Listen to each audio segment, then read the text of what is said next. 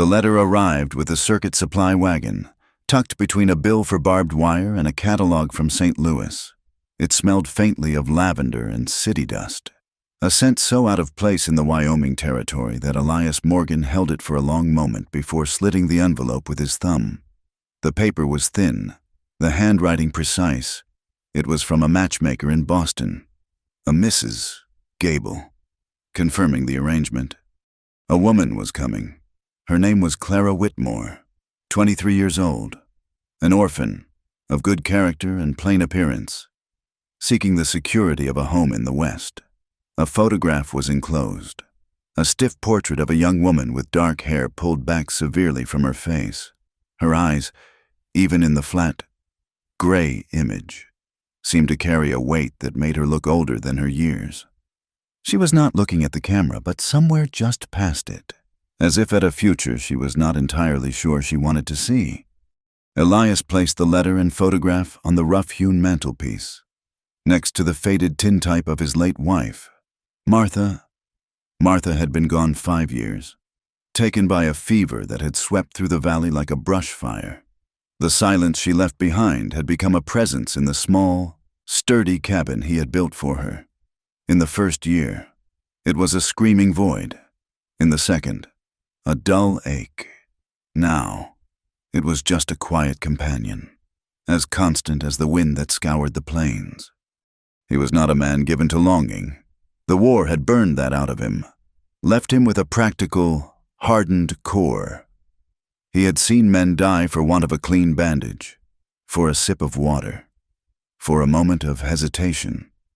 He had survived because he understood necessity, and now, necessity demanded a wife. The ranch was too much for one man. The garden lay fallow most of the time. The mending piled up. The winters, long and brutal, were the worst. The isolation grew teeth in the dark, chewing at the edges of a man's sanity. He needed a helpmate, a partner to share the yoke of this life. Love was a luxury he no longer believed in. Duty was the bedrock he stood upon. He looked from Martha's smiling, sun-crinkled eyes in the old photograph to the haunted gaze of Clara Whitmore. He felt a pang of something he could not name, not guilt, precisely, but a kind of weary resignation. He was replacing one woman with another, not in his heart, but in his house. It felt like a betrayal, yet it was a necessity. He tucked the matchmaker's letter into a drawer and went back to his chores. The decision was made. A woman was coming. The journey had stripped away everything but bone-deep exhaustion. For 2 weeks, the rhythmic clatter of the train had been her only lullaby, the soot and cinders her only perfume. Then came the stagecoach, a bone-jarring, dust-choked box that rattled over unforgiving terrain for 3 more days. When Clara Whitmore finally stepped down in the small, wind-beaten town of Redemption, her legs felt unsteady, as if the ground itself were still in motion. Elias Morgan was waiting for her, just as the letter had described. He was taller than she had expected, broad in the shoulder, with a face weathered by sun and sorrow. His hair was the color of dried prairie grass, and his eyes, a startlingly clear blue, held a watchfulness she recognized. It was the look of a man who had seen too much and expected little. He did not smile, merely nodded. "Miss Whitmore," he said. His voice was a low baritone, rough around the edges like worn leather. "Mr. Morgan," she replied, her own voice barely a whisper. She kept her eyes fixed on the worn toes of her boots. Her hands, clad in gray cotton gloves, were clenched tightly around the handle of her single, battered valise. The ride to his ranch was silent. Clara sat stiffly on the wagon seat, clutching her bag to her chest. The landscape was a shock, a brutal expanse of earth and sky that seemed intent on erasing anything small or fragile. The heat was a physical weight. The wind was a living thing, ceaseless and insistent, carrying with it the fine, gritty dust that settled on everything, coating her tongue and stinging her eyes. There were no gentle, rolling hills like the ones she remembered from a childhood that felt a lifetime away. There was only this vast, raw, and intimidating emptiness. The town of Redemption had already taken her measure. As Elias had loaded her valise, she had felt the eyes of the townspeople on her back. The women, in their calico dresses and sunbonnets, appraised her with open curiosity and veiled suspicion. The men, loitering outside the saloon, watched her with a different kind of interest, one that made a cold dread coil in her stomach. She was an outsider, a mail-order bride, a woman with no people and no history they could trace. She was a blank page, and they were all eager to write their own stories upon it. The ranch was nestled in a shallow valley, protected from the worst of the wind by a low ridge of granite and pine. The cabin was small but solid, built of thick logs chinked with mud. A barn stood nearby, along with a few corrals. It was a place of stark, lonely beauty, but all Clara could feel was its isolation. It was miles from town, miles from anywhere. It was the end of the world. Elias showed her to her room, a small space at the back of the cabin with a narrow bed, a washstand, and a single window that looked out onto the endless prairie. It was clean but bare. "This will be yours," he said, setting her valise down by the door. He did not cross the threshold. "I take my meals at sunup and sundown. The well is out back. Do what you can. I expect you to earn your keep." His words were not unkind, merely direct. It was a business arrangement. After all, she had come for safety and a future. He had sent for a pair of hands. She nodded, still not meeting his eyes. "Thank you, Mr. Morgan." "Elias," he corrected her, then hesitated. "I'll be in the barn if you need anything." He left, and she was alone. Clara sank onto the edge of the cot, the thin mattress rustling beneath her. She did not remove her bonnet or her gloves. She sat perfectly still for a long time, listening to the silence of the house, a silence punctuated only by the groan of the timbers and the mournful howl of the wind. This was her new life, a quiet man, a harsh land, a house full of ghosts. She pressed her gloved hands to her mouth to stifle a sob, her shoulders trembling with the effort of holding herself together. They lived like two ghosts haunting the same house, their movements careful and choreographed to avoid collision. The first few weeks were a study in strained silence. They ate their meals without speaking, the scrape of forks on tin plates the only sound between them. Elias would rise before dawn, drink his coffee while staring into the fire, and then head out to work the ranch. Clara would busy herself with the cabin, cleaning, cooking, and mending with a quiet, desperate efficiency.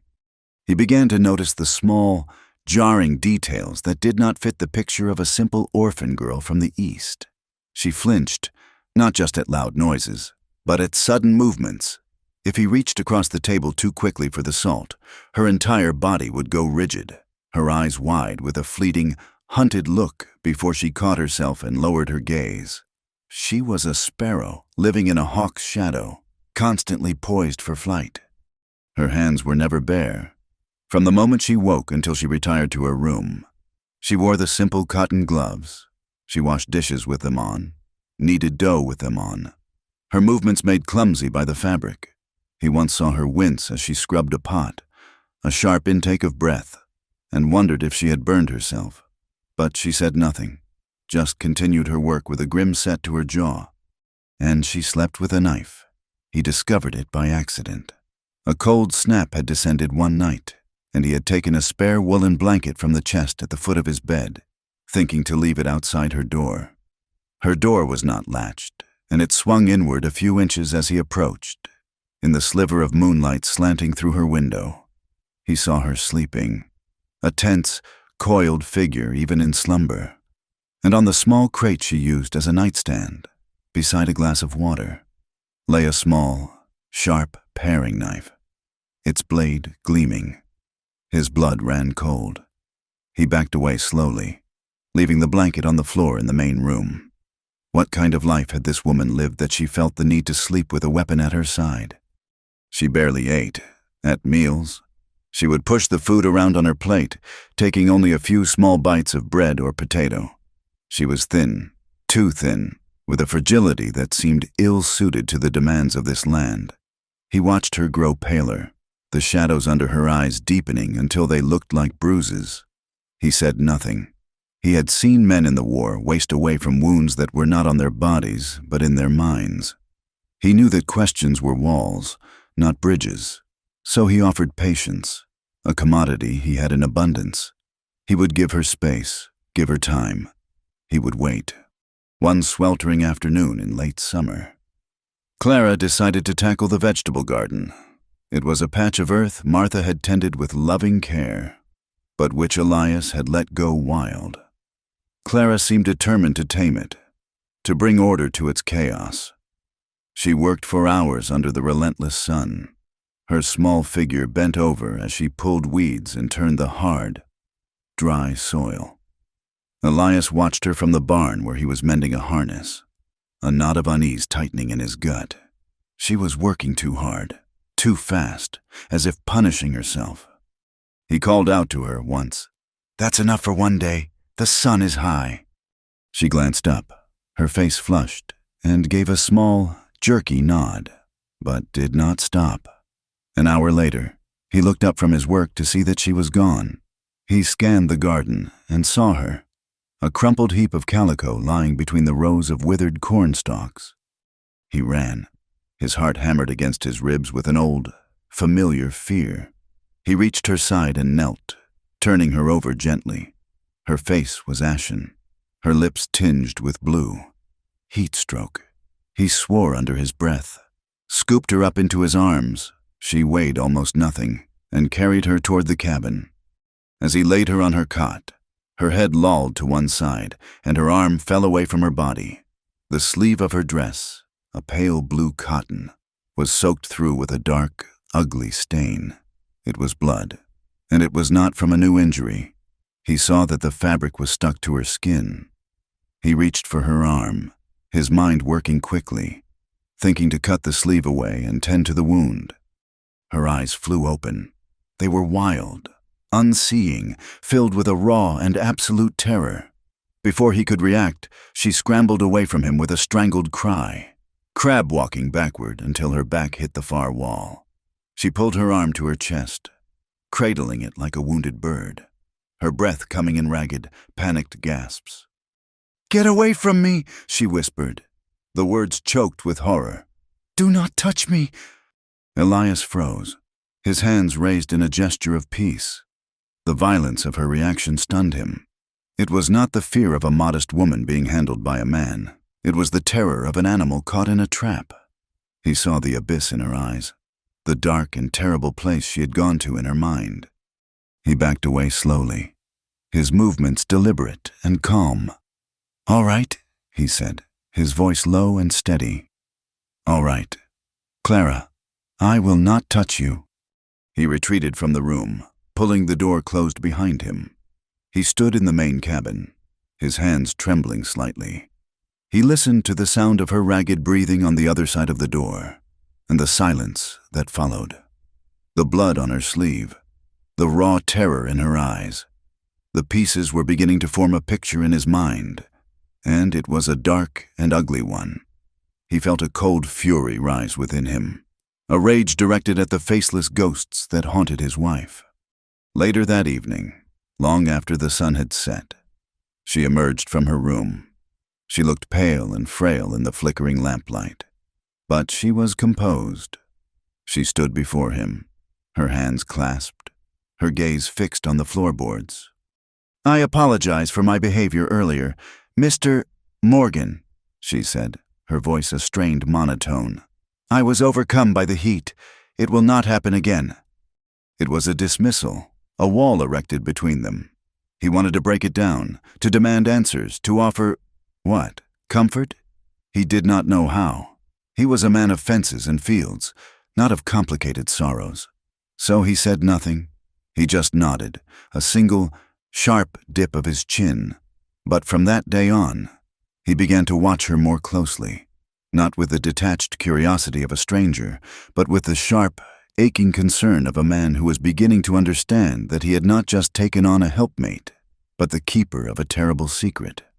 Word travels fast in a small town, carried on the wind with the dust and gossip. Redemption was no exception. Elias Morgan's new wife was a subject of endless speculation. She was too quiet, too timid. She never smiled. And those gloves, what was she hiding? Miss Albright, the town's prim and proper schoolteacher, was the first to give the rumors a specific, venomous shape, holding court in Henderson's Mercantile. She spoke in a hushed, knowing tone. "I saw a notice once, a year or two back, from down in Mississippi. A girl gone missing from one of those establishments. The sketch looked a great deal like her. Same dark hair, same sad eyes. Mrs. Gable, the blacksmith's wife, a woman whose piety was matched only by her cruelty, sniffed disdainfully. I've seen her kind before, broken goods. A man gets what he pays for, I suppose.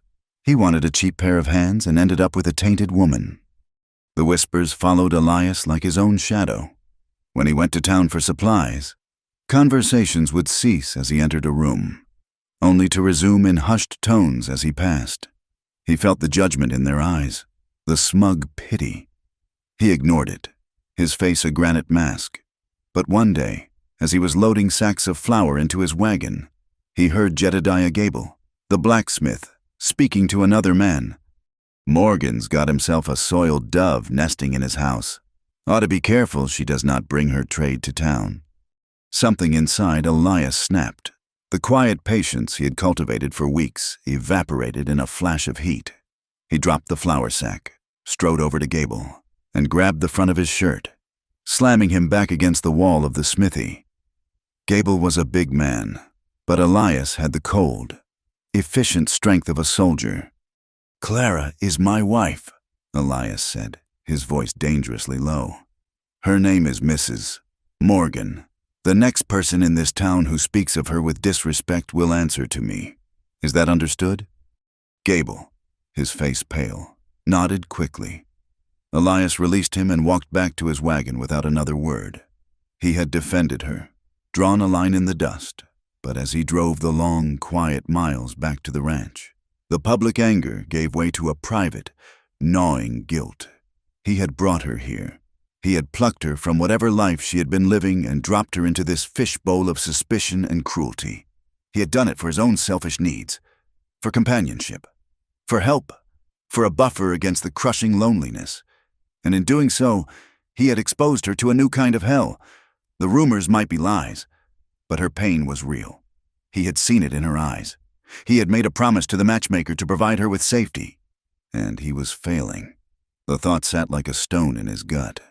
One night, weeks later, a sliver of moon hung in the inky sky. Elias was woken from a light sleep by a sound, the soft creak of the cabin door. He lay still, listening. He heard the faint crunch of footsteps on the dry ground outside.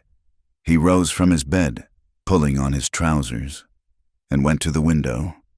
He saw her then, a ghostly figure in her white nightgown, moving like a sleepwalker toward the barren patch of ground behind the woodshed. She was carrying something. In one hand, she held a lit lantern, and in the other, a bundle of shimmering fabric. His first instinct was to call out to her, but he held back. This was something private, a secret ritual he had no right to witness. He slipped out the back door, keeping to the deep shadows of the barn, his bare feet silent on the cool earth. From his vantage point, he watched as she knelt and carefully arranged the fabric on the ground. It was a dress, made of deep crimson silk, the kind of garment a woman might wear in a fancy saloon or a fine city house. It was a garish splash of color in this world of brown and gray. She touched the dress almost reverently, her fingers tracing a pattern on the bodice. Then, she took a bottle from the pocket of her robe, uncorked it, and began to pour kerosene over the silk. The smell, sharp and acrid, reached him on the breeze. She set the lantern aside, took out a match, and struck it. The flame flared to life, illuminating her face. Her expression was one of profound and terrible grief, her eyes glistening with unshed tears. She held the match to the soaked fabric. The silk ignited with a hungry whoosh, the flames leaping up, painting her in a flickering, demonic light. She watched it burn, her body rigid. As the crimson silk blackened and curled into ash, Elias saw something he had not been able to see from a distance. Embroidered on the bodice, in elegant gold thread, were two initials, E.L. Not C.W. for Clara Whitmore, not E.M. for his name, E.L. He did not know what the name was, but he knew what he was watching. It was a funeral. She was burning a ghost, trying to destroy a part of herself, a life that clung to her like the smell of smoke. The flames died down, leaving a blackened patch on the ground and a plume of bitter smoke rising into the night sky. Clara remained kneeling for a long time, a silhouette against the starlight. Elias backed away into the shadows, his heart a heavy, aching drum in his chest. He returned to the cabin and lay in his bed, staring into the darkness. He did not know what had happened to the woman sleeping in the next room, but he knew it was a story written in fire and fear, and he, by bringing her here, had become a part of it. The fire that had consumed the crimson dress seemed to have burned away some of the frost inside Clara. In the weeks that followed, a subtle shift occurred, as quiet and gradual as the turning of the seasons. She began to venture out of the cabin not just for chores, but with a tentative purpose, as if testing the ground of her new life to see if it would hold her weight. She started with the garden, the same patch of earth where she had collapsed. With a grim determination, she cleared the weeds, broke up the hard-packed soil, and planted the few seeds Elias had stored in the pantry. It was punishing work, but she attacked it with a methodical resolve. Elias would watch her from a distance, her small, bonneted figure, a solitary speck of life against the vast, indifferent landscape. He saw that she was not just tending the soil, she was claiming a piece of this world for herself, 1 square foot at a time. Next, she turned her attention to the animals. At first, she was timid around the horses, their size and strength a clear source of intimidation. But she would stand by the corral for hours, watching how Elias moved among them, his calm voice, his steady hands. One morning, he found her in the barn, offering a handful of oats to his old mare, Daisy. The horse lipped the grain gently from her gloved palm, and Clara let out a small, startled gasp, a sound that was almost a laugh. Elias said nothing, just turned and walked away before he could break the spell. But the image stayed with him, the flicker of a smile on her face, a brief and fragile thing. He decided to teach her to ride. He chose Daisy, the gentlest of his stock. The first few attempts were fraught with tension. Clara was stiff with fear, her hands gripping the pommel so tightly her knuckles were white even through the fabric of her gloves. "You have to breathe," he told her, his voice low and even as he led the horse around the corral. "The horse feels what you feel. If you are a stone, she will treat you like one." She nodded, her lips pressed into a thin line, but gradually, she began to relax. She learned the rhythm of the horse's gait, the feel of the reins in her hands. One afternoon, she managed a small, wobbly circle on her own. When she slid from the saddle, her face was flushed with a mix of exhaustion and triumph. "Thank you," she murmured, looking at a point somewhere past his shoulder. It was the first time she had thanked him for anything. The words were soft, but they landed in the quiet space between them with the weight of a stone dropped in a still pond. Elias merely grunted in response, but he felt something shift within him, a thawing around the edges of his own hardened heart. These moments were rare, small glimmers of light in the pervasive gloom of their shared existence. A quiet question about a bird she saw, a shared glance when a coyote howled at dusk. They were the smallest of gestures, but in the profound silence of their lives, they were everything. The snake appeared without warning. It was coiled in the shade of the woodpile where Clara had gone to gather kindling.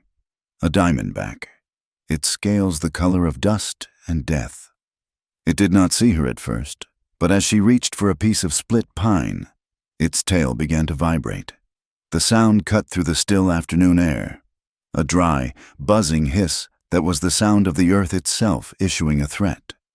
Clara froze. Her hand hovered in the air, her body locked in a paralysis of pure terror. Her eyes were fixed on the snake, but her mind was somewhere else entirely, snatched back to a place of suffocating darkness. Elias was coming from the barn when he heard it. He knew that sound instantly. He did not shout or hesitate. He moved with the fluid economy of a man for whom life and death decisions were an old, familiar habit. He grabbed the shovel that was leaning against the cabin wall, took 3 long strides, and brought the sharp edge down with a sickening thud, severing the snake's head from its body. The coiled form writhed for a moment, then was still. It was over in seconds, but Clara did not move. She stood staring at the dead snake, her face a mask of chalky white. Then a low moan escaped her lips, and she crumpled to the ground, not fainting, but collapsing into a trembling heap. She drew her knees to her chest and wrapped her arms around her head, her body shaking with violent, uncontrollable tremors. Elias knelt beside her, his heart pounding. "It is all right," he said, his voice rough with concern. "It is dead. You are safe." But she did not seem to hear him. It was clear her terror was not for the snake that was, but for something else that had been. The sound, the dry, menacing rattle, had been a key, unlocking a door to some dark room in her memory. He reached out to place a comforting hand on her shoulder, but she flinched away with a sharp cry, as if his touch were a brand. "Please," she whispered, the word broken and desperate. "Please, do not." He pulled his hand back as if burned. He stood and watched her for a long moment, a feeling of profound helplessness washing over him. He had faced down cannon fire and skirmish lines, had tended to the dying and buried the dead, but he had no weapon against the ghosts that were savaging this woman from the inside out. He went back to the barn and left her there, curled on the ground, until the shaking finally subsided. That night, the house was filled with a new and heavier silence. He lay awake on his cot, listening to the wind, when he heard her cry out in her sleep. It was not a scream, but a series of low, pleading whispers. "No, please, Jacques, no, let me be." The name was spoken with such a palpable dread that it made the hairs on his arms stand up. There was more, a jumble of half-formed words, begging, pleading, the same desperate "please do not" she had uttered by the woodpile. Elias closed his eyes. The darkness behind his eyelids was suddenly filled with fire and smoke. He was back at Antietam, the air thick with the screams of men and the smell of blood. He could see the face of his friend, a boy from Ohio named Samuel, his eyes wide with shock and pain as he bled out in Elias's arms. The sounds, the smells, the terror, it was a part of him, a scar on his soul that would never fade. He opened his eyes, the image of the battlefield receding, replaced by the familiar moonlit shadows of his cabin. He listened to the soft, whimpering sounds coming from Clara's room, and a wave of understanding, stark and painful, washed over him. He had been looking at her as a mystery, a puzzle to be solved. He had been wrong. She was not a puzzle. She was a soldier, a survivor of a different kind of war, but a survivor nonetheless. She was haunted by her own battlefield, wounded by her own shrapnel. For the first time, he saw not a timid mail-order bride, but a fellow veteran. The realization settled deep in his bones, a new and heavy weight of kinship. A week later, Clara surprised him as he was preparing for his weekly trip to town for supplies. She approached him at the breakfast table. "I will go," she said, her voice quiet but firm. She did not look at him, but her chin was held at a determined angle. Elias paused, his coffee cup halfway to his lips. He studied her for a moment, the thought of her in redemption, alone, subject to the stares and whispers, filled him with a cold unease. His instinct was to say no, to protect her, but then he saw the look in her eyes. It was not a request, but a declaration. It was a small but significant battle she was choosing to fight, a push against the walls of her own fear. To deny her would be to imprison her further. "The list is on the counter," he said gruffly. "The wagon is hitched. Do not let Henderson overcharge you for the flour." He watched her leave, a small, resolute figure on the wagon seat, and fought the urge to follow. He had to trust her. He had to give her the space to find her own footing. But the day stretched on, long and quiet, and every passing hour was filled with a low-grade anxiety that he could not shake. In town, Clara felt as though she were walking through a gauntlet. Every eye was on her. Women paused their conversations to watch her pass, their gazes sharp with judgment. Men sitting on the porch of the saloon stopped their card game to stare, their expressions a mixture of curiosity and crude speculation. She kept her eyes down, her bonnet pulled low, and walked with a quick, determined step toward the mercantile. Inside, the air was thick with the smell of coffee beans, leather, and dried apples. Mr. Henderson, a portly man with a perpetually sour expression, watched her approach the counter. A few other customers, all men, lingered by the stove. Clara handed him the list, her gloved hand trembling slightly. As Henderson was measuring out the sugar, one of the men, a ranch hand named Cyrus, whom Elias had pointed out once as a drunk and a bully, sauntered over. He leaned against the counter, his eyes roaming over Clara with an insolent familiarity. "Well, well," he said, a smirk on his face. "If it is not Mrs. Morgan, we do not see you in town much. Your husband keep you locked up out there." Clara ignored him, her attention fixed on the sacks of supplies being placed on the counter. Cyrus chuckled. "Too good to talk to us, are you? A fine lady from the East." He reached out and grabbed her wrist, his fingers closing over the thin cotton of her glove. "What are you hiding under these things? Anyway, pretty little hands?" The touch was electric. It was a lit match dropped on a trail of gunpowder. Everything in Clara, every fear, every memory, every ounce of rage she had spent years burying, exploded to the surface. She did not scream. She acted, with a speed that shocked everyone in the store. She twisted her arm, breaking his grip, and shoved him with all her might. Cyrus, caught off guard, stumbled backward and crashed into a barrel of pickles, which toppled over with a loud crack, sending brine and pickles sloshing across the floorboards. He lay there for a moment, stunned and furious. "Why, you little," he sputtered, scrambling to his feet. "Mr." Henderson slammed his hand on the counter. "That is enough," he bellowed, his face red with anger. But his anger was directed at Clara.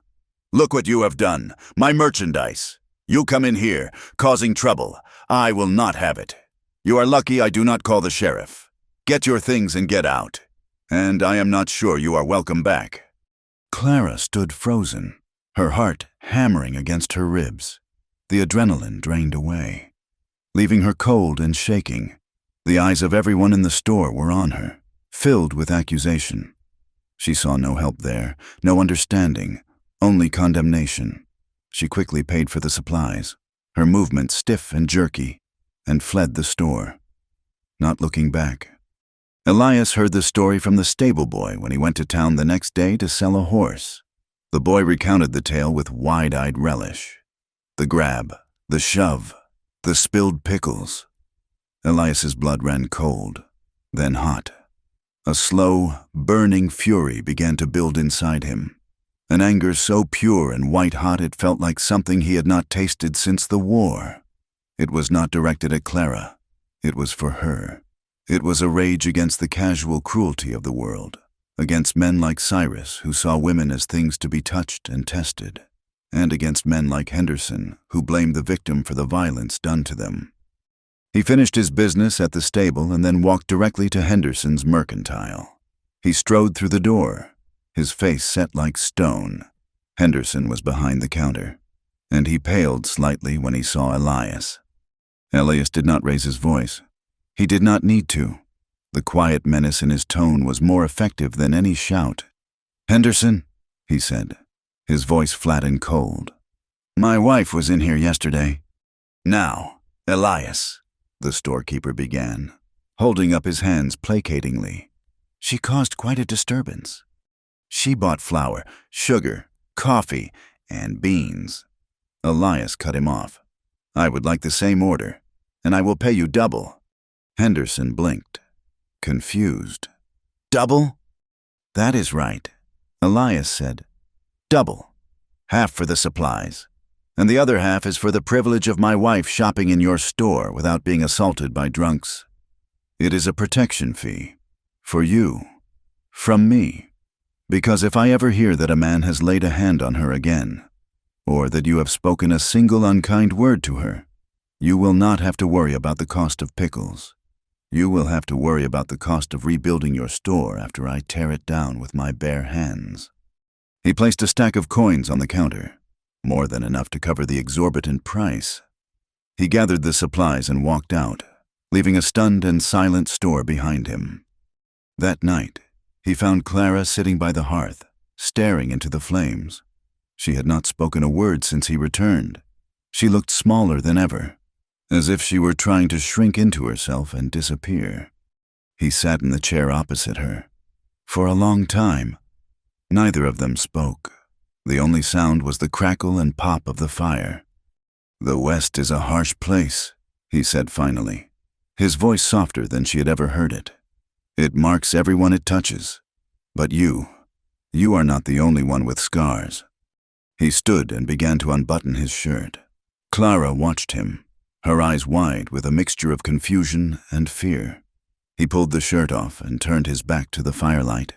His torso was a roadmap of violence, a puckered, star-shaped scar on his shoulder where a Confederate bullet had gone through. A long, white, jagged line across his ribs from a bayonet. Smaller marks, nicks and cuts from skirmishes and brawls, each one a testament to a moment when his life had hung by a thread. "This was at Shiloh," he said, his voice a low rumble, touching the scar on his shoulder. "This one, Gettysburg." He turned to face her. He was not asking for her story. He was not demanding her secrets. He was offering his own. He was laying down his weapons, showing her his vulnerabilities, meeting her in the scarred and broken place where survivors live. She stared at him, her eyes tracing the lines of his old wounds in the flickering firelight. Her expression was unreadable. Then, slowly, as if it were the heaviest thing she had ever lifted, she raised her hand. She reached across the space between them and gently, tentatively, laid her gloved fingers on his arm. It was not a touch of pity or of passion. It was a touch of recognition. It was the first time she had ever touched him willingly. A silent acknowledgement that passed between them, a shared understanding of what it meant to live in a body that had been a battlefield. She did not say a word, but in that single, fragile gesture, a bridge was built across the chasm of their loneliness. A few days later, the supply wagon brought the mail. There was a letter for him, and one other, a thin envelope of cheap paper, addressed in a spidery, unfamiliar hand. He glanced at it, and his blood went cold. It was addressed to Miss Emily Whitmore. He held it for a moment, the name feeling alien and dangerous on his tongue. He looked over at Clara, who was taking the laundry in from the line. He walked over and held the letter out to her. She saw the name, and the small amount of color in her face drained away, leaving her ashen. A flicker of raw, primal fear lit her eyes, the same terror he had seen when she woke from her sun-dazed sleep. She snatched the letter from his hand, her movements sharp and jerky. She did not open it. She did not speak. She walked straight to the stove, opened the firebox, and tossed the unopened envelope into the flames. She stood there, her back rigid, and watched until it was nothing but a black, curling wisp of ash.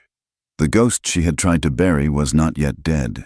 It had a name, and now it knew where to find her. The first frost arrived overnight, a silent thief that stole the last of the summer's warmth and left a glittering coat of silver on the dry prairie grass. The air turned sharp and clean, carrying the scent of pine and cold earth. The changing of the season mirrored a change in the small cabin. The brittle silence that had defined their existence had begun to fracture, replaced by the tentative sounds of a life being built together. Clara was growing stronger. The haunted skeletal thinness was slowly giving way to a wiry resilience. There was color in her cheeks, a new steadiness in her hands. She moved with a quiet confidence, her steps no longer the hesitant shuffle of a ghost, but the firm tread of a woman who knew her place in the world, even if that world was only a small patch of unforgiving land. The change was more than physical. The constant, hunted look in her eyes had softened, replaced by a watchful calm. She still did not smile often, but when she did, it was genuine. She discovered that Elias, for all his practical knowledge of the land, was a clumsy reader. He could make out words in a catalog or on a wanted poster, but a full page of text was a struggle. His letters were the blocky, uncertain scrawl of a man more comfortable with a shovel than a pen. Clara, in turn, had been taught by a parish priest in a life that felt like it belonged to someone else. Her handwriting was a delicate, elegant script, and she could read with a fluid grace. One evening, after the supper dishes were cleared, she retrieved a worn copy of Shakespeare from her valise, one of the few possessions she had carried with her from the East. She opened it to a sonnet. "I could teach you," she offered, her voice barely above a whisper, "to read better, if you like." Elias looked at the book, then at her. He felt a flush of shame at his own lack of learning, but there was no judgment in her gaze, only a simple, sincere offer. He gave a curt nod, and so their lessons began. Each night, by the flickering light of the kerosene lamp, she would guide him through the thickets of language. She was a patient teacher, her voice soft and steady as she sounded out words for him. He was a stubborn student, his pride warring with his desire to learn, but slowly, painstakingly, the black marks on the page began to yield their secrets to him. Through her, he discovered worlds beyond the dusty plains of Wyoming, and in the shared, quiet space of their lessons, he began to discover the woman who sat beside him. In return, he helped her. Clara had a tenderness for wounded things. She had taken in a stray dog with a lame leg that had wandered onto the ranch, and she left out scraps for a family of scrawny cats that lived in the barn. As the weather grew colder, she began to worry for them. "They need a shelter," she said one afternoon, watching the dog shiver by the porch. So they built one. Elias found scrap lumber behind the barn, and together they constructed a small, sturdy lean-to against the sheltered side of the woodshed. He showed her how to measure the wood, how to drive a nail straight and true. She was a quick learner, her small hands surprisingly deft. They worked side by side, a comfortable rhythm developing between them. He sawed, she hammered. He lifted, she held. One afternoon, as she was holding a board in place for him, she stumbled, and he reached out to steady her. His hand closed over her arm, and for the first time, she did not flinch. She simply looked at him, her breath catching for a second, before turning her attention back to the task. The moment passed, but it left a current in the air between them, a warmth that had nothing to do with the pale autumn sun. They began to laugh. It started as a small, rare sound, usually over a shared moment of clumsiness. Once, while reading, Elias stumbled over the word embodiment, pronouncing it in a way that made them both stop and look at each other before a smile broke across Clara's face, followed by a soft, breathy laugh. The sound was so unexpected, so lovely, that Elias found himself grinning in response, a wide, unfamiliar expression that made the muscles in his face feel stiff. The small, unconscious gestures of intimacy began to accumulate. He would brush a speck of sawdust from her cheek without thinking, his calloused fingers gentle against her skin. She would lean against his shoulder for a moment as they read by the fire, a fleeting, thoughtless gesture of comfort and trust. They were like two solitary planets that had drifted into the same orbit, slowly, cautiously, beginning to feel the pull of each other's gravity. One day, on his trip into town, Elias found himself standing in front of Henderson's mercantile. He had no need for supplies, but he went in anyway. On a high shelf, he saw a stack of cardboard boxes. One contained sewing patterns for ladies' dresses, and next to it were bolts of fabric, calico, gingham, and flannel in muted, practical colors. He thought of Clara's 2 dresses, both worn and faded from countless washings. He thought of the crimson silk she had burned, a garment of a past she was trying to escape. He felt a sudden, fierce desire to give her something that was hers and hers alone, something she could choose for herself. He felt clumsy and foolish as he asked Mr. Henderson to take down the boxes. He pointed to a simple pattern for a work dress, and then chose a bolt of calico the color of a cornflower sky, and another of soft, warm flannel in a deep green. He paid for them without a word, wrapped the parcel in brown paper, and rode home, the package feeling both heavy and precious in his saddlebag. He left the box on her bed for her to find. He was in the barn, pitching hay, when he heard the softest of sounds from the cabin. It was the sound of a woman weeping, but it was not the sound of grief. It was the sound of a heart overflowing. That evening, she was radiant. She had chosen the blue calico and had the pattern spread out on the table, her brow furrowed in concentration. She looked up at him as he entered, her eyes shining. "Thank you, Elias," she said, and for the first time, she used his given name without hesitation. It sounded right. No one has ever. It is beautiful. "It is just cloth," he mumbled, feeling the heat rise in his own neck. "No," she said, her voice soft but certain. "It is a choice." After their supper, she settled into her chair by the hearth to begin her work. The fire cast a warm, golden glow over the room, chasing the autumn chill from the corners. Elias sat opposite her, ostensibly reading, but his eyes kept drifting to her. She was completely absorbed in her task, a small, contented smile playing on her lips. She hummed a little tune, a half-remembered melody that was both sweet and sad. She spread the fabric across her lap, smoothing it with her hands, and picked up her shears to get a better angle, to free her arms for the work. She unconsciously rolled up the sleeves of her dress, pushing the worn gray fabric up past her elbows. And then he saw them. In the stark, unforgiving firelight, they were impossible to miss. Her forearms, from wrist to elbow, were a latticework of old scars. They were not the small, accidental marks of a life of hard work. They were long, brutal, and deliberate. Some were thin and white, faded with time. Others were thicker, angrier, a series of raised, rope-like welts that crisscrossed her pale skin. They were whip marks. Elias had seen their like before, on the backs of runaway slaves and prisoners of war. It was the calligraphy of pure, methodical cruelty. The book in his hand suddenly felt immensely heavy. The air left his lungs in a silent rush. A cold, black rage, colder and darker than anything he had felt in town, seized him. It was a murderous fury, directed at the nameless, faceless men who had done this to her. He wanted to find them. He wanted to make them pay for every single mark on her skin. But he crushed the feeling down. Burying it deep, he looked at her face. She was still humming, lost in the simple, creative joy of her task, completely unaware that her deepest, most guarded secret was laid bare in the firelight.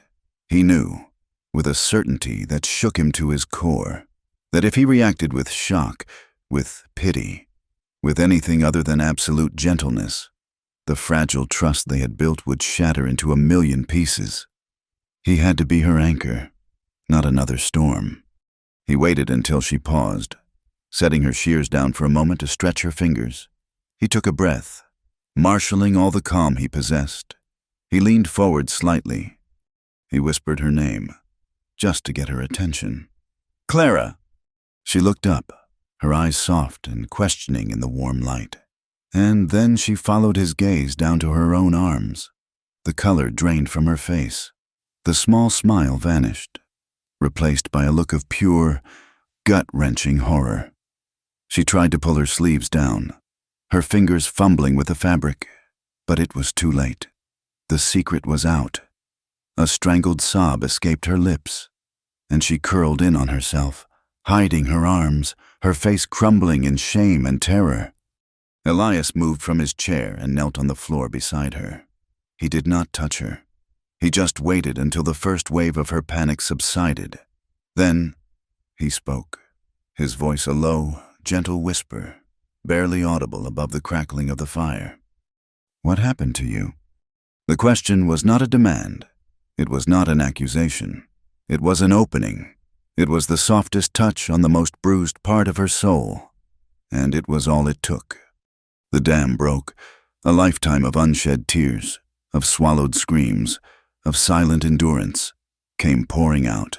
She began to weep, deep, ragged sobs that shook her entire body. It was the sound of a pain so profound he felt it in his own bones. He still did not touch her, just knelt there, a silent, steady presence in the storm of her grief, letting her know she was not alone. When the first torrent of tears subsided, she began to speak, her voice broken and raw, the words tumbling out in a disjointed, painful rush. "My father," she began, her gaze fixed on the fire, but seeing something else entirely. "He was a drunkard. After my mother died, he drank everything away, the farm, the money, everything.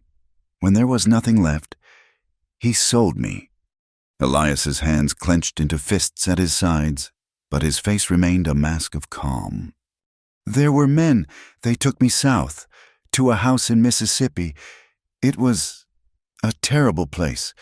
They changed my name. They called me Emily. They put me in silk dresses and told me I belonged to them now." She shuddered, a tremor running through her. "I tried to run, the first time. They caught me. The man, the one they called Jacques, he used a whip. He said it was to teach me that my body was not my own to command." She took a ragged breath, her voice dropping to a near whisper. "I would not. I refused. I fought. For that, there were other punishments. Burns, from cigars, days locked in a dark room with no food." Her voice broke. "They wanted to break me, to make me into one of them, a doll with dead eyes." She finally looked at him, her own eyes swimming with a grief so deep it threatened to drown them both. "I almost let them. It would have been easier to just stop feeling." "How did you get away?" he asked, his voice thick with emotion. "The war," she said. "The soldiers came. There was a raid, fire, screaming, chaos. In the confusion, I ran. I just ran. I ran until my feet bled. I stole clothes from a farmhouse. I walked north. I worked wherever I could, always looking over my shoulder, always afraid they would find me. I changed my name back to Clara. I made my way to Boston. I saw Mrs. Gable's notice. A new life in the West. It said, safety.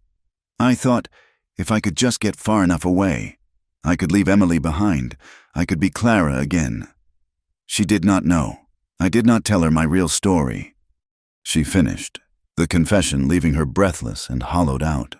The room was silent, the story hanging in the air between them, a thing of unimaginable horror. Elias listened to it all without flinching, without judgment. He saw the whole ugly picture now, the gloves, the knife under her pillow, her terror at his touch, the letter addressed to Emily. It all made a terrible, perfect sense. When she was finally quiet, he reached for the woolen blanket draped over the back of his chair. He stood and gently, carefully, wrapped it around her shoulders, tucking it in around her arms, covering the scars. He knelt in front of her again and took her chin in his hand, tilting her face up so she had to look at him. That name is gone, he said, his voice firm, unwavering. Emily is gone. They do not get to have you anymore. They do not get to have one more minute of your life. Do you hear me? You are Clara Morgan, and you are home. His words, his simple, absolute acceptance, were a balm on her raw and bleeding soul. She looked at him, really looked at him, and saw not pity, but a fierce, protective strength. She saw a man who was not afraid of her darkness, who was not repulsed by her wounds. She saw a fellow survivor, and then she leaned forward and kissed him. It was a tentative, trembling kiss at first, a question asked in the dark. He responded with a gentleness that made her heart ache, his lips soft against hers. He tasted of coffee and wood smoke and a quiet, solid strength she had never known. Then the kiss deepened, becoming something fierce and desperate. It was a kiss of gratitude, of release, of a hunger for life that she thought had been beaten out of her long ago. For the first time, she allowed herself to want someone, to feel the stirrings of desire without the cold hand of fear clutching at her throat. It was a reclamation. When they finally broke apart, they were both breathless. He rested his forehead against hers, his hands cupping her face. In his eyes, she saw not just a husband, but a partner, a sanctuary. But outside, in the deep, cold darkness beyond the ring of light cast by the cabin window, a lone figure sat on horseback. He had been watching the house for some time, a patient predator hidden in the shadows. He watched the light in the window, the two silhouettes moving close together, and a thin, cruel smile touched his lips. He had found her. The confession, spoken aloud in the warm glow of the fire, did not break Clara. It freed her. The terrible weight she had carried alone for so long was now shared, and in the sharing of it, its power was diminished. In the days that followed, the fragile woman who had arrived in Wyoming began to fade, replaced by someone Elias had not expected. Her spine straightened, both literally and figuratively.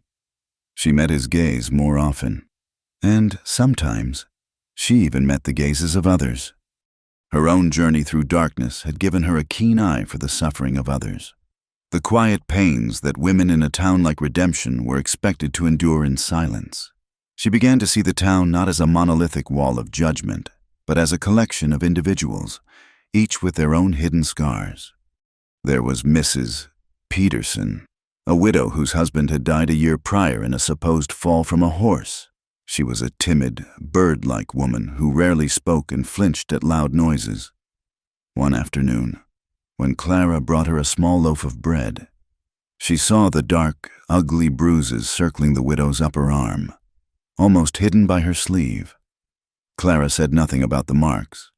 Instead, she noticed the woman's woodpile was low and spent an hour helping her chop and stack kindling, her steady, rhythmic movements a silent offering of solidarity. She started visiting once a week, bringing stew or mending, and in the quiet companionship, she saw the fear in the widow's eyes begin to recede, replaced by a tentative trust. Then there was Lily, a young woman no older than 20, who worked serving drinks at the saloon. She was not a prostitute, but in the eyes of the town's righteous, she might as well have been. She was shunned, whispered about, treated with a cold disdain that set her apart as surely as if she had been branded. One day in the Mercantile, Clara watched as a group of women, led by the blacksmith's wife, Mrs.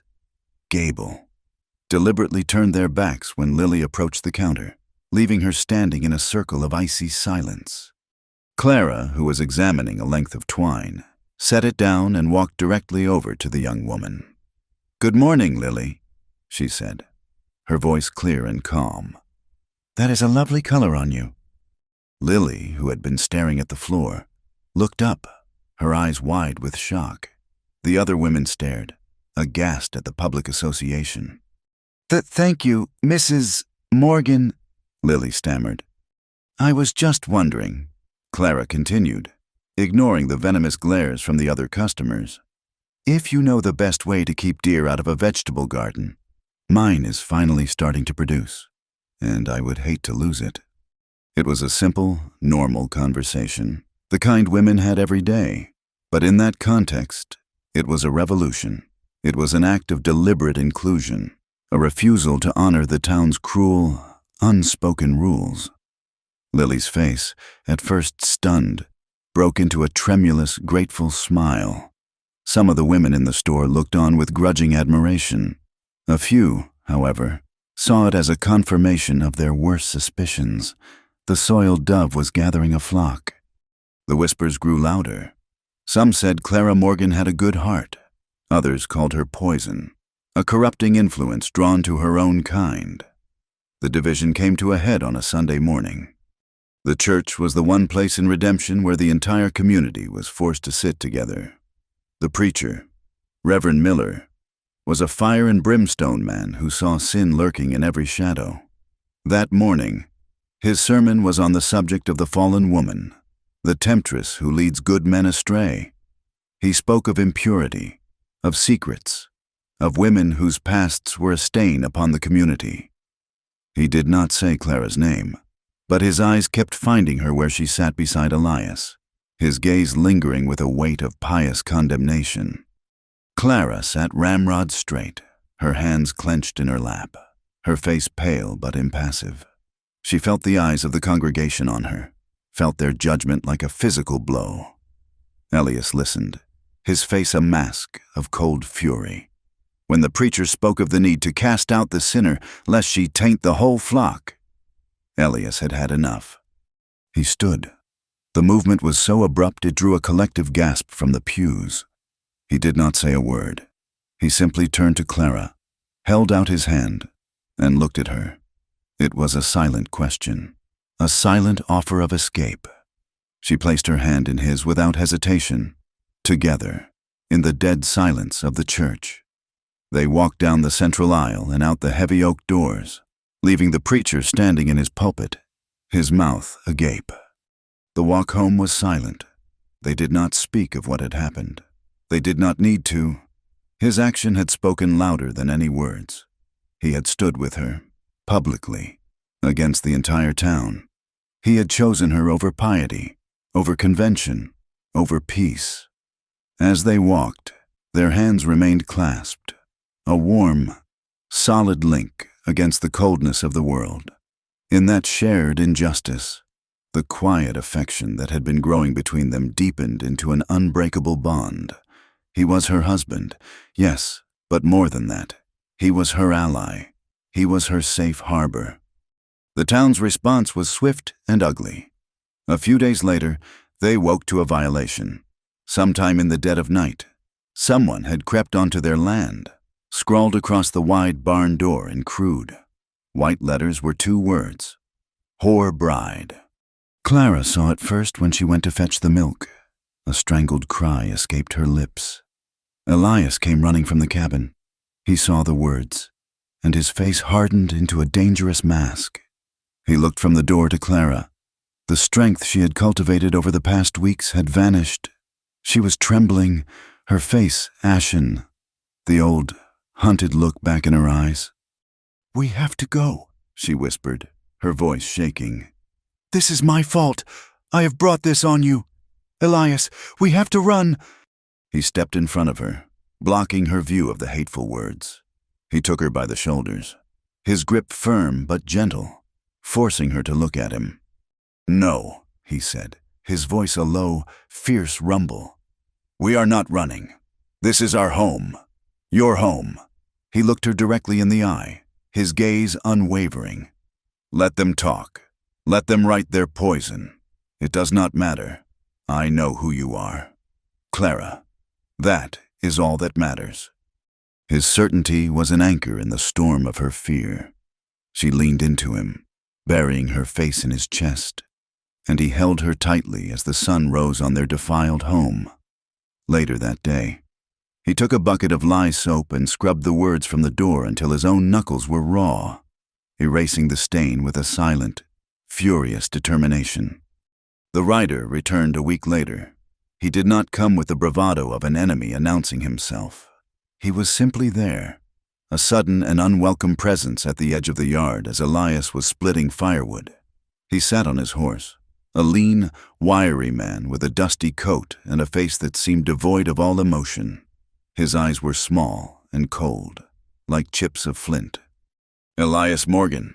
the man asked, his voice flat and dry. Elias rested his axe and nodded, his body tense. He recognized the man as the rider he had seen watching the house that one night. "My name is Finch," the man said. "I am a bounty hunter." He gestured with his head toward the cabin, where Clara was now standing in the doorway, frozen. "I am here for the woman, the one you call Clara." "She is my wife," Elias said, his voice dangerously quiet. Finch gave a small, humorless smile. "That is a matter of opinion. Her name is Emily Whitmore. She is wanted by a Mr. Alastair Devereaux, down in Natchez, Mississippi. Seems she ran off with a considerable amount of his property, jewelry, coin. He wants her back, and he is a man who gets what he wants." Clara let out a small, choked gasp. The lie was a clever one, turning her from a victim into a thief, giving Finch the cover of the law. "She stole nothing," Elias said, his grip tightening on the handle of the axe. "Whatever business she had in Mississippi is over. She is here now, under my protection." Finch's cold eyes flickered with something that might have been amusement. "Protection? You are one man on a piece of dirt in the middle of nowhere. Mr. Devereaux has more men and more money than God. You cannot protect her from him. You can only die with her." He swung a leg over his saddle and dismounted, walking slowly toward Elias. "But I am a reasonable man. I have a warrant for her arrest. Give her to me now, and you can walk away from this. I will even tell Devereaux you put up a fight. You can keep your ranch, your life. All you have to do is give me the girl." Elias did not move. He could feel Clara's terror radiating from the doorway behind him. He could feel the weight of his promise to her, the promise of safety. "I have gold," Elias said, his voice a low growl. "Saved from my army pay. I have 5 good horses in that barn. They are all yours. Name your price. Just ride out of here and forget you ever saw her." Finch laughed. A short, ugly bark of a sound. "You think this is about money? This is about a message. Devereaux wants his property back. He wants to show everyone what happens to a girl who runs. He wants her made an example of. Your gold cannot buy him that." He stopped a few feet from Elias, his hand resting casually on the butt of the pistol holstered at his hip. "I will be back for her tomorrow at dawn. If she is here, I will take her. If you are in my way, I will kill you. The choice is yours." He turned, swung himself back onto his horse, and trotted away, leaving a cloud of dust and a heavy, suffocating silence in his wake. As soon as he was gone, Elias went into the cabin. Clara was leaning against the wall, her face a mask of utter despair. "He found me," she whispered. "After all this time, he found me." There was no time for grief. The threat was real and immediate. Elias knew a man like Finch did not make idle threats. "We run," he said, his voice grim. "Tonight. We will pack what we can carry and head north, up into the mountains. We can lose him there." The terrified woman who had wanted to run from whispers was gone. In her place was a survivor, galvanized by a clear and present danger. She nodded, her eyes filled with a new, hard resolve. They worked in the dark, their movements swift and silent. They packed dried meat, flour, coffee, and blankets into saddlebags. Elias filled a canteen at the well.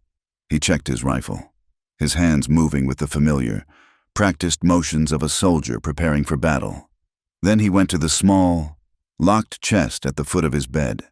He opened it and took out a Colt Peacemaker, a pistol he had not touched in years. He brought it to Clara.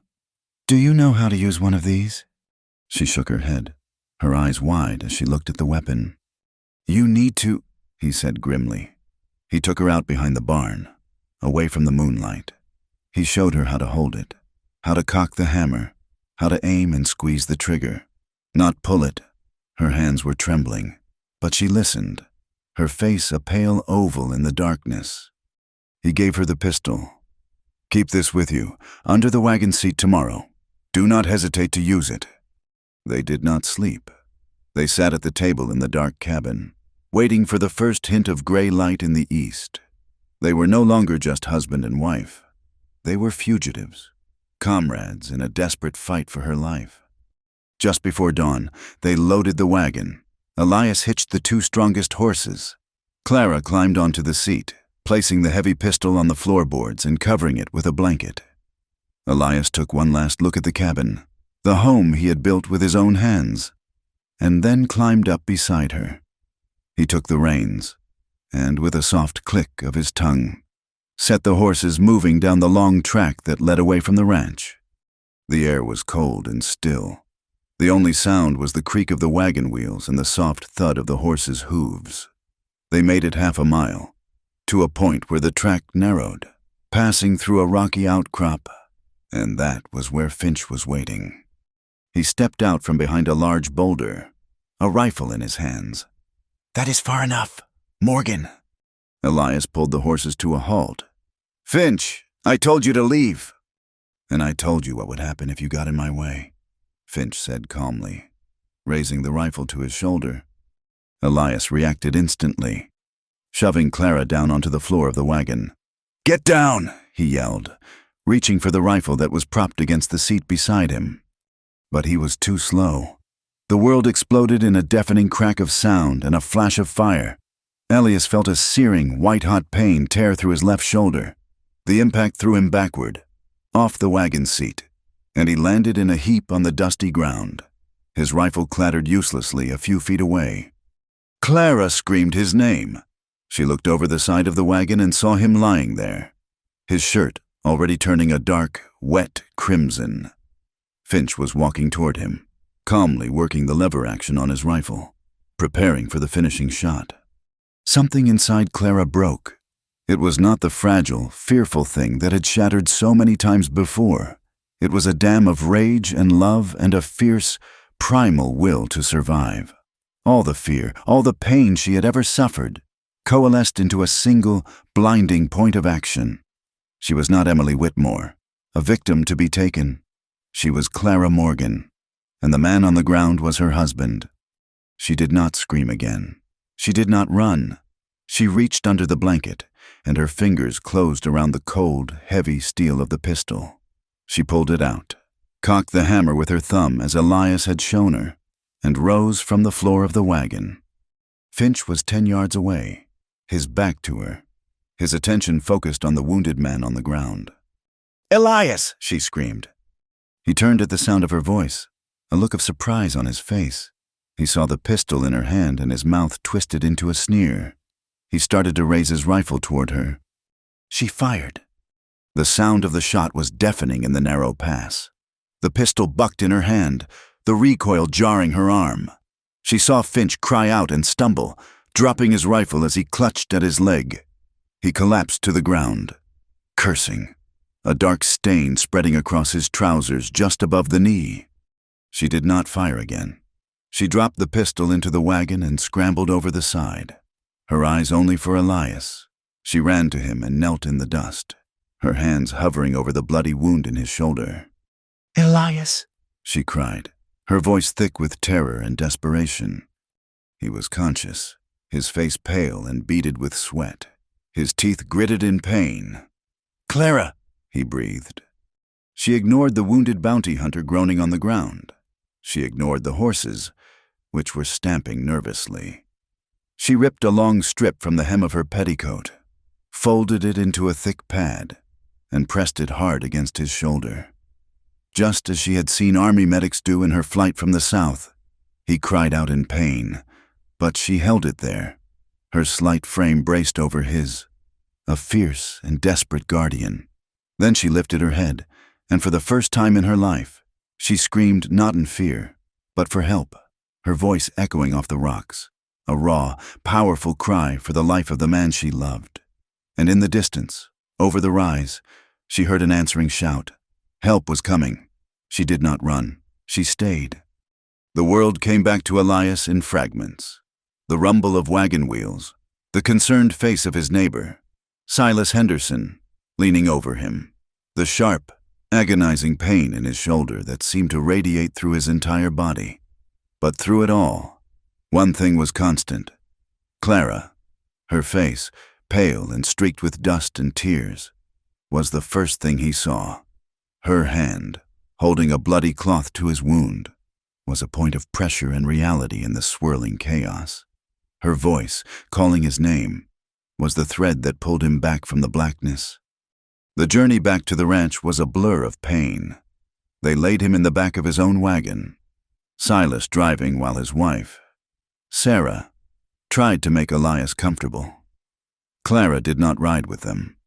She rode on the wagon seat beside the sheriff, a quiet, rigid figure who pointed out where Finch had fallen and where the guns lay. She answered his questions in a low, steady monotone, her shock giving way to a cold, lucid clarity. Finch was taken into custody, his leg crudely bandaged, his face a mask of sullen fury. The sheriff took his warrant, his guns, and his story, a story that spread through redemption faster than a prairie fire. Doc Adams, a man whose hands smelled of whiskey and carbolic soap, dug the bullet out of Elias's shoulder on the kitchen table. Clara was there for all of it. She held the lamp, her hand as steady as a rock. She boiled water. She tore clean linen for bandages. She did not look away when the doctor probed the wound or when Elias cried out, his body arching in agony. She was a silent, efficient presence, her face impassive, her eyes holding a depth of focus that was almost terrifying. Elias survived, but the days that followed were a long descent into fever and pain. He was confined to his bed, helpless, drifting in and out of a hazy, delirious state. In his lucid moments, he was aware of her. She was always there. She sat in a chair by his bed, rising only to tend to him. He would wake in the dead of night, burning with fever, and she would be there, wiping his forehead with a cool, damp cloth. She spooned broth and water between his cracked lips, her touch gentle, her voice a low murmur of encouragement. She changed his bandages, cleaning the angry, weeping wound with a grim and methodical care. She never seemed to sleep.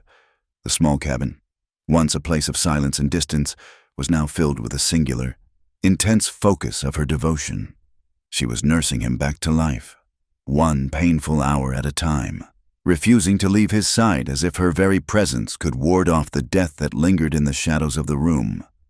While Clara fought for Elias's life within the four walls of the cabin, another battle was being waged in town. Finch, from his cell in the sheriff's office, talked. He told anyone who would listen his version of the truth.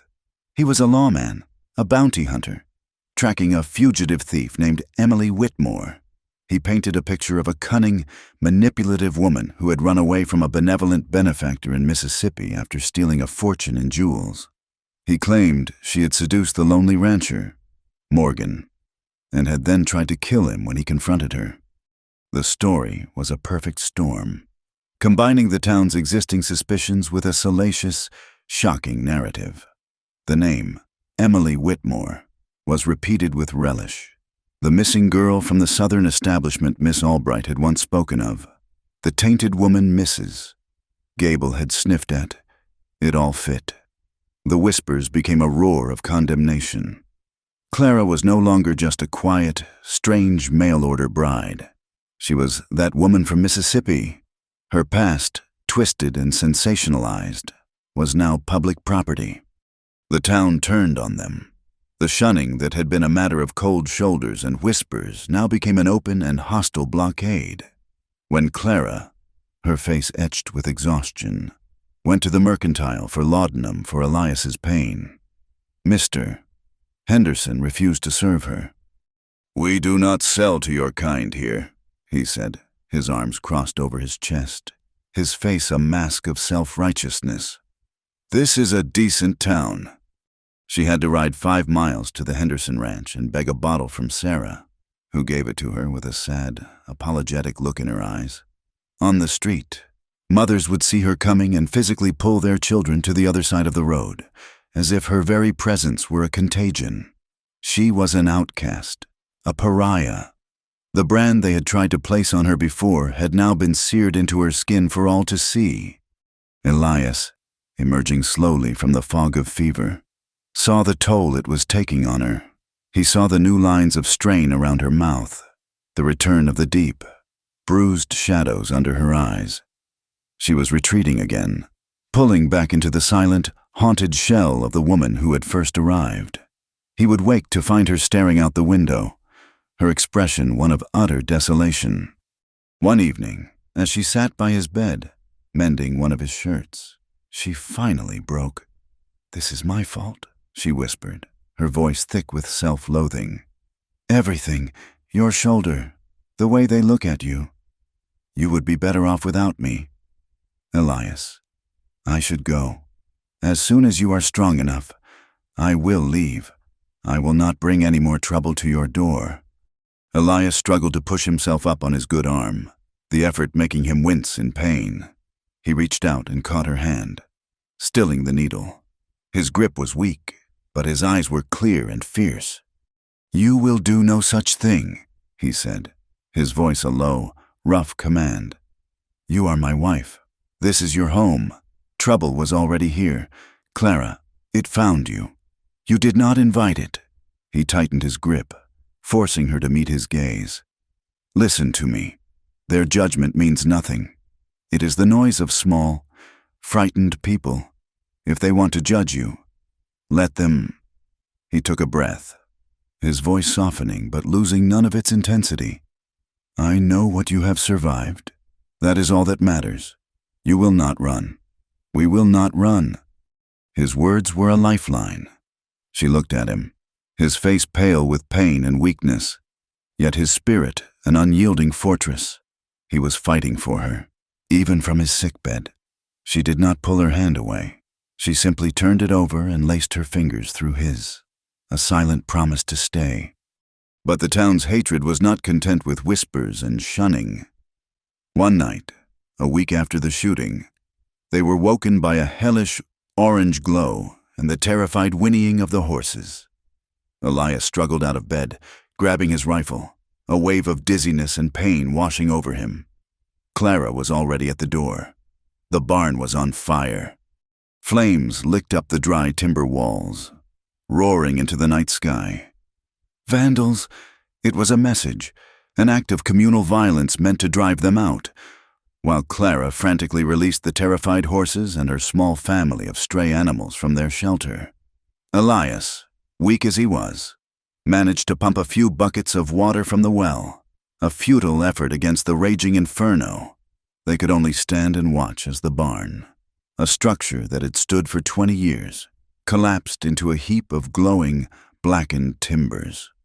They stood in the cold dawn, surveying the smoldering ruins. The air smelled of ash and malice. It was the lowest point, a moment of such profound loss and violation that Clara felt the last of her hope begin to shrivel. But they were not alone. Later that morning, a wagon creaked up the track. It was Silas and Sarah Henderson, and behind them came another, smaller buggy. In it were Mrs. Peterson, the widow, and Lily, the girl from the saloon. The women did not offer words of pity. They came with hammers, with buckets, with baskets of food. Sarah Henderson walked up to Clara and took her hands. "A neighbor's trouble is every neighbor's trouble," she said simply. Lily, her face set with a defiance Clara recognized, looked at the ruins. "It will take more than a few cowards in the night to burn down a good woman's home." Mrs.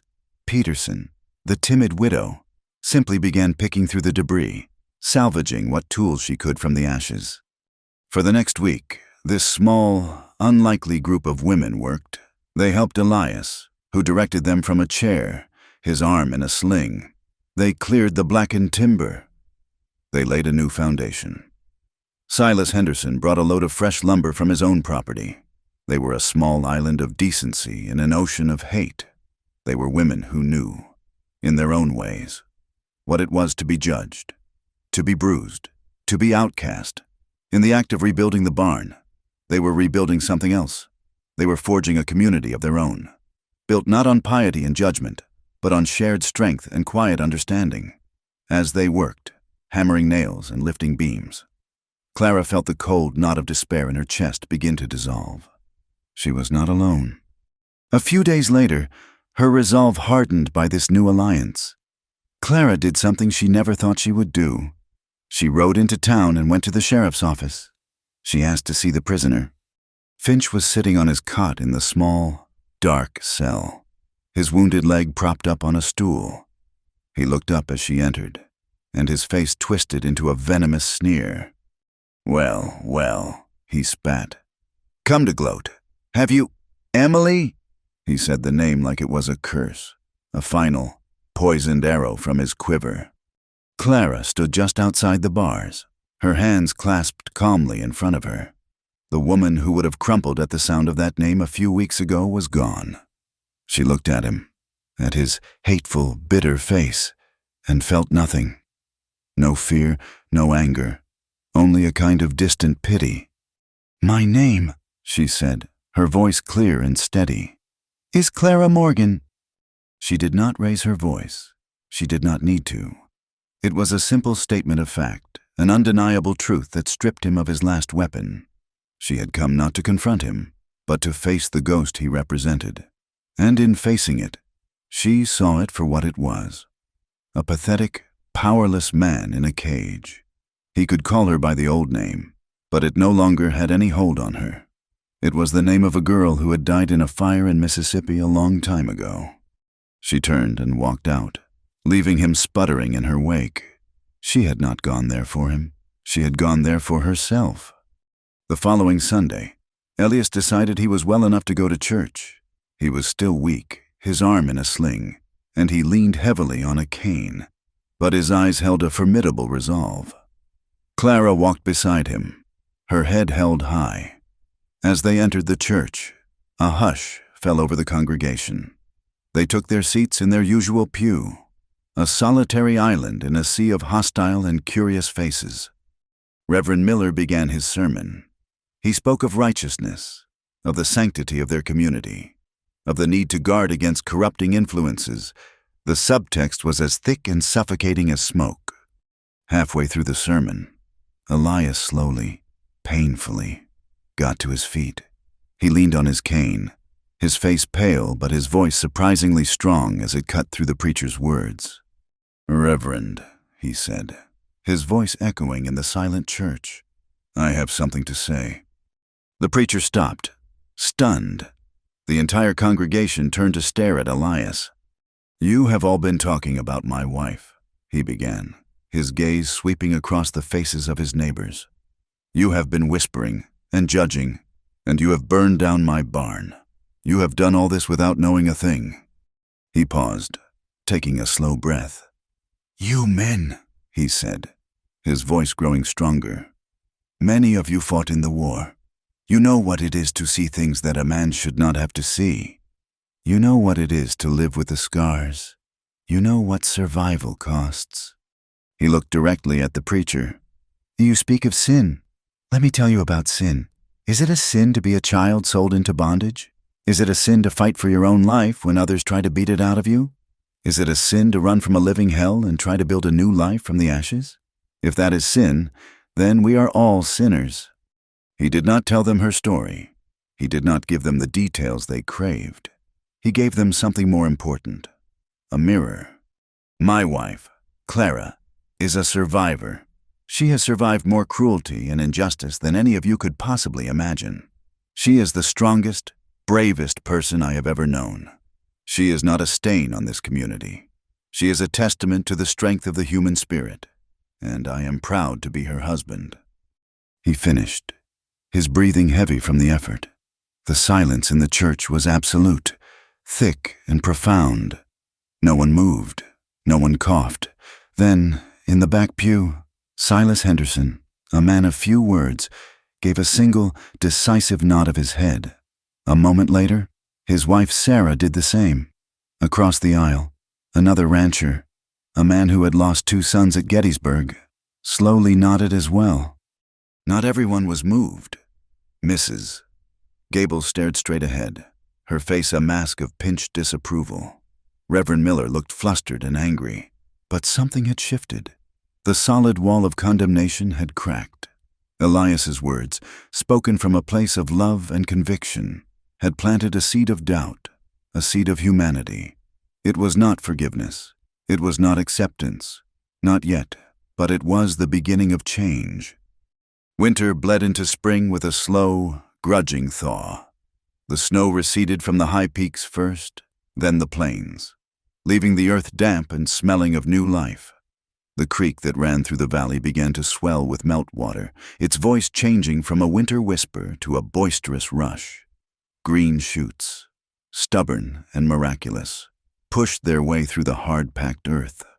For the first time since her arrival, the land did not seem like an enemy to Clara. It seemed like a promise. Elias recovered slowly.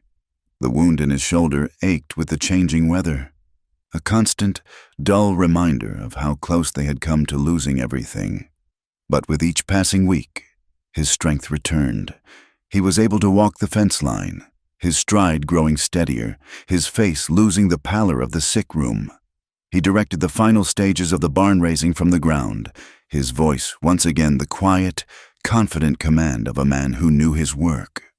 Clara watched his healing with a fierce, tender pride. She had brought him back from the brink, and in doing so, had discovered a strength in herself she never knew she possessed. One warm afternoon, she took a spade and began to turn the soil in the patch of earth beside the porch. Elias watched her from the steps, where he was oiling a harness. She had found a packet of wildflower seeds at the bottom of her valise, a forgotten relic from her old life. She had once thought planting flowers was a frivolous act, an indulgence in a world that demanded only practicality. But now, it felt like an act of faith. She pressed the tiny seeds into the dark, rich soil, a prayer for beauty in a place that had shown her so much ugliness. It was an act of permanence, of putting down roots.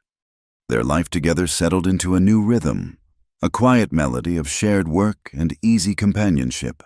The dark chasms of their pasts had been crossed, the secrets spoken aloud. What remained was a bond forged in fire and tempered by loyalty. The love between them was not a thing of grand pronouncements or flowery poetry. It was in the way he brought her a cup of coffee in the morning without asking, in the way she mended a tear in his shirt before he noticed it was there. It was in the shared glances across the supper table, the comfortable silence as they sat on the porch in the evenings. One night, long after the last embers of the fire had died, they lay in the darkness of their room. A full moon hung in the sky, casting a silver light through the window that painted the rough log walls in shades of ghost and pearl. The air was soft with the scent of pine and the distant sound of crickets. There was no tension between them, no fear. There was only a profound and peaceful intimacy. He turned to her, his hand finding hers in the dark. He brought her fingers to his lips and kissed them, a gesture of such reverence it made her heart ache. She moved closer, into the circle of his warmth.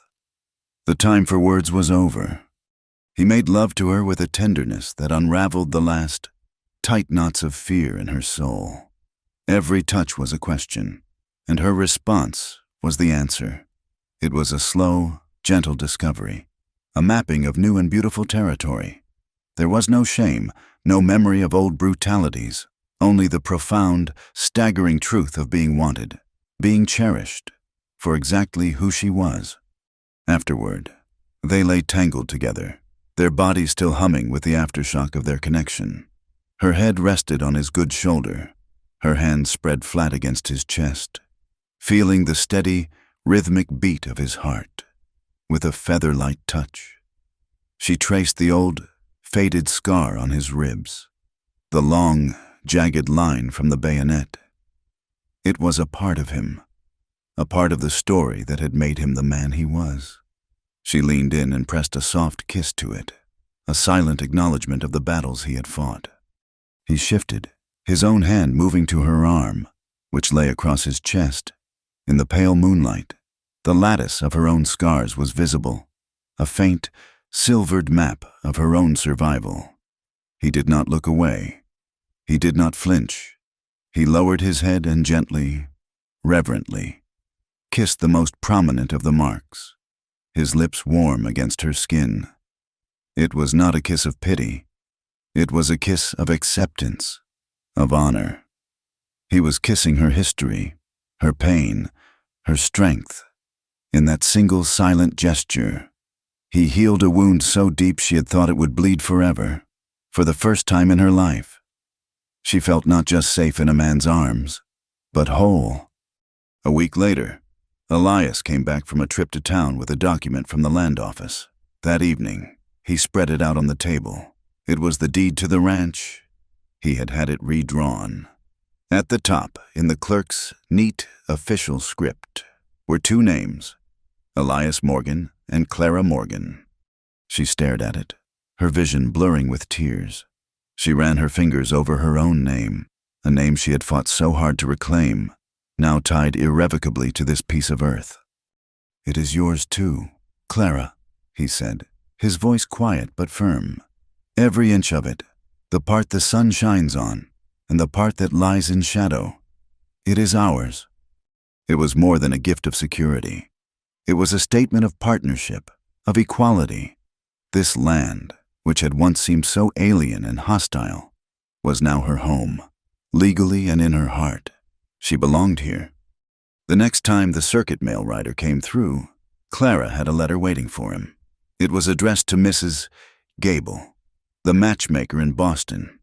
She did not write of the hardships, of the shooting, of the town's cruelty. She wrote simply of the kindness of her husband, of the beauty of the spring wildflowers that were now beginning to bloom by her porch, of the feeling of peace she had found at the foot of the mountains. She thanked the woman for the opportunity, for the chance at a life she never thought possible. Tucked inside the letter was a small pouch containing a significant portion of the money she had saved from her years of anonymous labor. "Please use this for another girl," she wrote at the bottom of the page. "One who might need help finding her way. Tell her that hope is a real place." The town of Redemption remained a place of divided hearts. Elias's speech at the church had not wrought a miracle. Mrs. Gable and her circle of pious gossips never changed their minds. To them, Clara would always be the fallen woman, a blight on their decent community. They still crossed the street to avoid her, their faces pinched with a disapproval that had become a permanent feature. But many others had begun to soften. The story of her nursing Elias back to health, of her bravery in the face of the fire, had begun to outweigh the salacious rumors. The quiet support of the Hendersons and the other women who had helped rebuild the barn had created a new center of gravity in the town's social sphere. People began to see her not as a scandal, but as a quiet, resilient woman who had earned her place. The most surprising shift came from Miss Albright, the school teacher. The woman who had been the first to give voice to the ugly rumors approached Clara one day outside the mercantile. Her face was flushed, and she could not quite meet Clara's eye. "Mrs. Morgan," she began, her voice stiff with a mixture of pride and contrition. "I have been thinking, my older girls, they face a hard world. I teach them reading and arithmetic, but I do not know how to teach them strength, how to endure." She finally looked up, her gaze direct. "I was wondering if you would consider speaking to them, to tell them what it means to be a survivor." Clara was stunned into silence. It was a profound apology, an offer of respect from the most unlikely of quarters. She thought of the girls, their faces full of a hope she had lost so young. She thought of what she would say. She simply nodded. "I would be honored." Her cabin, once a place of isolation, slowly became a sanctuary. Her quiet strength and her refusal to judge drew people to her. The women who had rallied to her side after the fire continued to be her staunchest allies, and others began to seek her out. Women with their own secret sorrows, their own hidden bruises, a young wife whose husband drank too much, a mother grieving a lost child, an older woman consumed by a lonely bitterness. They would appear at her door with a basket of eggs or a jar of preserves as an excuse. and they would sit at her kitchen table and they would talk. Clara did not offer advice or solutions. She offered something far more rare and precious. She listened. She had learned from Elias that the deepest wounds are not healed by words, but by the steady, quiet presence of someone who is not afraid of your pain. She had become the keeper of the town's secret heartaches, the quiet center of a community of women who were, in their own ways, all survivors. One evening, as the last rays of the sun set the western ridge on fire, Elias and Clara sat on the porch in the 2 rocking chairs he had built. The air was cool and sweet. Her wildflowers, a riot of blue and yellow and pink, filled the small garden, their scent perfuming the twilight. The new barn stood strong and solid, a testament to resilience and friendship. She leaned her head against his shoulder, her body relaxed and at ease. He draped his good arm around her, and they sat in a comfortable silence, watching the stars begin to prick the deep violet sky. It was a moment of perfect, unadulterated peace. He turned his head slightly, his lips brushing against her hair. He murmured the question again, the same one he had asked her on that terrible night by the fire, the question that had changed everything. But this time, his voice was not filled with aching concern. It was a soft, wondering whisper, a marveling at the journey they had taken. "What happened to you?" A slow smile spread across Clara's face. She did not look at him, but continued to gaze out at the vast, beautiful, and brutal land that was now her home. The question no longer held the power to wound her. The story of her past was no longer a litany of horrors. It had been transformed, reforged in the fires of survival and love, into something else entirely. She tilted her head back slightly, her smile soft and certain in the fading light. She replied, her voice clear and calm and free. "I lived," and beside him, on land hard-won and hard-kept, surrounded by the quiet strength of the mountains and the vast, starry canvas of the Wyoming sky. She finally drew a breath that was not tainted by the bitter taste of fear. Thank you for joining us around the fire. We invite you to subscribe to the Wild West Campfire channel. Share your thoughts on the story in English, and let us all know in the comments where you are listening from so we can connect.